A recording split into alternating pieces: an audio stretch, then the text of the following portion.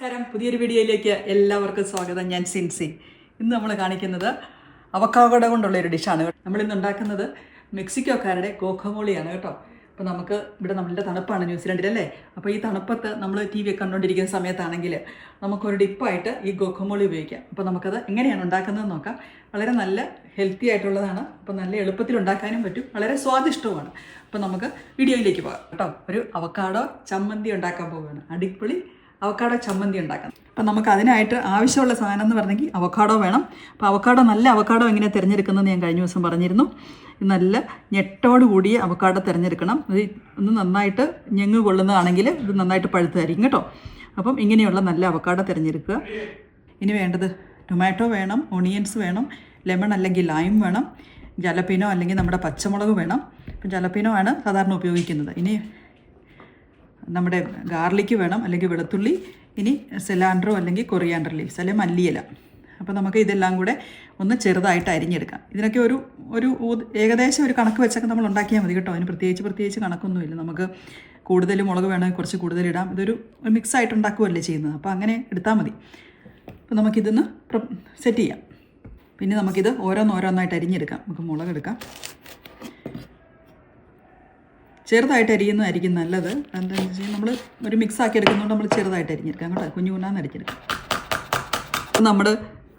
നമ്മുടെ തക്കാളി എടുക്കുവാണേ. തക്കാളിയുടെ കുരു താല്പര്യമില്ലാത്തവർക്ക് കുരു ഇടണ്ട. കുരുവിൻ്റെ ആവശ്യമില്ല കേട്ടോ. അപ്പോൾ നമുക്ക് കുരു നമുക്കങ്ങ് എടുത്ത് കളയാം. ഇനി കുരു വേണമെന്നുള്ളവർക്ക് കുരു ഇടുകയും ചെയ്യാം കേട്ടോ. അപ്പം തക്കാളിയുടെയൊക്കെ പഴുത്ത് കഴിഞ്ഞാൽ കുരു അത്ര നല്ലതല്ലെന്നല്ലേ പറയുന്നത്. അപ്പോൾ അതുകൊണ്ട് നമുക്ക് വേണമെങ്കിൽ കുരു അങ്ങ് എടുത്ത് കളയാം. താല്പര്യമുള്ളവരാണെങ്കിൽ കുരു കഴിച്ചോ. നല്ല ചെറുതായിട്ട് അരിഞ്ഞെടുക്കാം നമ്മൾ. ഇനി അടുത്ത് നമുക്ക് നമ്മുടെ സബോള അരിഞ്ഞെടുക്കാം.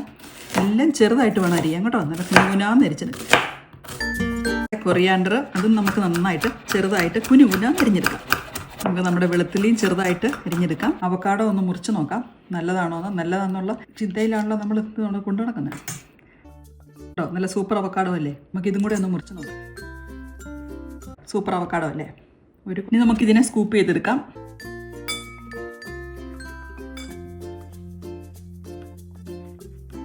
നമുക്കിതിനെ മാഷ് ചെയ്തെടുക്കാം നന്നായിട്ട്.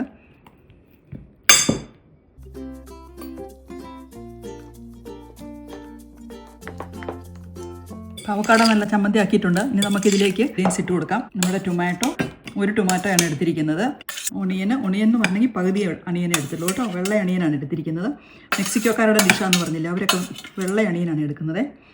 അതുകൊണ്ടാണ് ഞാൻ വെള്ള അണിയാണ് എടുത്തിരിക്കുന്നത്. ഇനി നമ്മുടെ സിലാൻഡ്രോ അല്ലെങ്കിൽ കൊറിയാൻഡർ, നമ്മുടെ പച്ചമുളക് അല്ലെങ്കിൽ ജലപ്പീനോ. ഇതായിട്ട് നമുക്ക് വേണ്ടത് നമ്മുടെ ലെമൺ ജ്യൂസാണ്. അതിൽ ഞാനിതിന് അര ജ്യൂസേ ഇട്ട് കൊടുക്കുന്നുള്ളൂ കേട്ടോ. നല്ല പുളിയുള്ള ലെമണാണ്. അതുപോലെ തന്നെ ഇതിന് നന്നായിട്ട് ജ്യൂസും ഉണ്ട്. അപ്പോൾ അതുകൊണ്ട് ഞാൻ അര ലെമണേ ഇട്ട് കൊടുക്കുന്നുള്ളൂ. നിങ്ങൾക്ക് നന്നായിട്ട് പുളി വേണം, പുളി ഇല്ലാത്ത ലെമണാണ്, ചെറിയ ലെമണാണ്, അങ്ങനെ ഉണ്ടെങ്കിൽ ഒരു ലെമണിൻ്റെ ജ്യൂസ് ഒഴിച്ച് കൊടുക്കാം കേട്ടോ. കണ്ടോ, അതിൻ്റെ ലെമൺ ജ്യൂസ് എന്ന് പറഞ്ഞെങ്കിൽ നന്നായിട്ട് ജ്യൂസുള്ള ലെമണാണിതേ. ഇതായിട്ട് വേണ്ടത് ലാസ്റ്റ് ഇൻഗ്രീഡിയൻ്റ് എന്ന് പറഞ്ഞെങ്കിൽ നമ്മുടെ ഉപ്പ്. അപ്പം ഞാനൊരു ടീസ്പൂണോളം ഉപ്പിട്ട് കൊടുത്തിട്ടുണ്ട്. ഇനി ഉപ്പ് വേണമെങ്കിൽ കുറവാണെങ്കിൽ നമുക്ക് പിന്നെ ആണെങ്കിലും ഇട്ട് കൊടുക്കാം.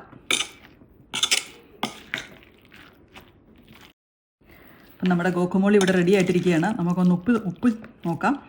ഉപ്പും പുളിയൊക്കെ ഉണ്ടോ എന്ന് നോക്കാം. സൂപ്പറാണ് കേട്ടോ. ഉപ്പുമുണ്ട്, പുളിയുണ്ട്. അപ്പോൾ ഇനി നമുക്ക് സെർവ് ചെയ്യാൻ വേണ്ടി ഒരു നല്ലൊരു പാത്രത്തിലേക്ക് എടുക്കാം.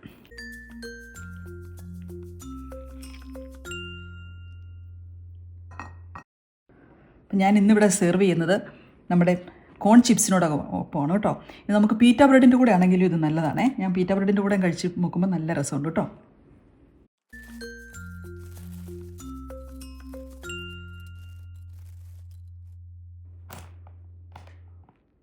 അപ്പം നമ്മുടെ സ്വാദിഷ്ടമായിട്ടുള്ള ഗോക്കമോളി ഇവിടെ റെഡി ആയിട്ടിരിക്കുകയാണ്. നിങ്ങളെല്ലാവരും ഇതൊന്ന് ഉണ്ടാക്കി നോക്കുക. നന്ദി, നമസ്കാരം, ബൈ. നമ്മൾ കഴിക്കുന്നത് ഗോക്കമോളി നമ്മൾ കഴിക്കുന്നത് കോൺ ചിപ്സിൻ്റെ കൂടെയാണ്. മെക്സിക്കാനോ എന്ന് പറയുന്ന കമ്പനിയുടെ കോൺ ചിപ്സാണ് ഞാനിവിടെ എടുത്തിരിക്കുന്നത്. സൂപ്പറാണ് കേട്ടോ.